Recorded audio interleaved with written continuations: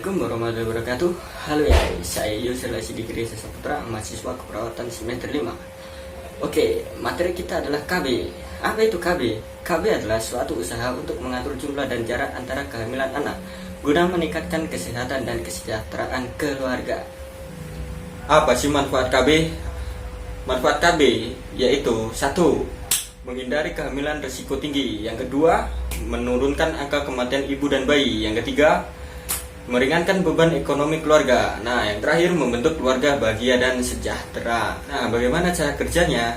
Kontrasepsi pada dasarnya adalah mencegah pertemuannya antara sel telur ovum dengan sel sperma. Dengan cara yang pertama, menekan keluarnya sel telur ovum. Yang kedua, menghalangi masuknya sperma ke dalam alat kelamin wanita sampai mencapai ovum.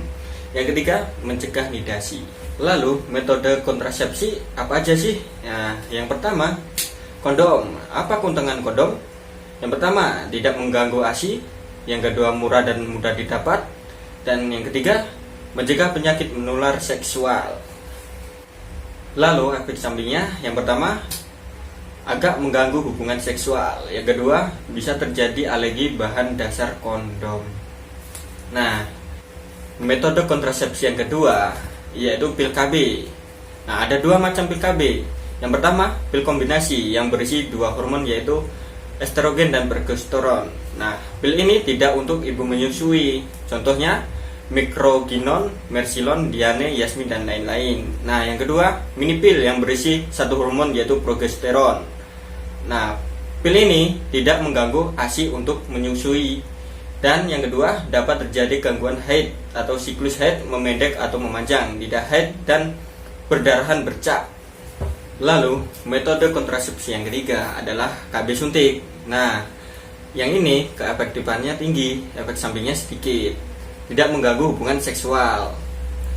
Ada dua macam tipe KB suntik. Yang pertama, suntik 1 bulan. Mengandung estrogen dan progesteron, mengandung predeopsi aksi, harus datang setiap 1 bulan untuk suntik. Nah, yang kedua, suntikan 3 bulan, mengandung progesteron saja, tidak mengganggu produksi ASI, harus datang setiap 3 bulan untuk suntik, dapat terjadi gangguan haid. Nah, metode kontrasepsi yang keempat yaitu implan atau susu KB. Ini dipasang di lengan atas bagian dalam. Ada yang berisi 2 batang dan ada yang 1. Efektif selama 3 tahun.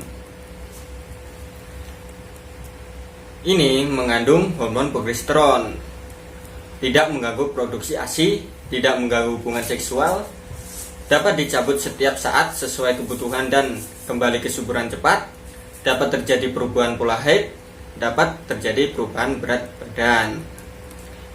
Lalu yang kelima yaitu IUD atau intrauterine device spiral.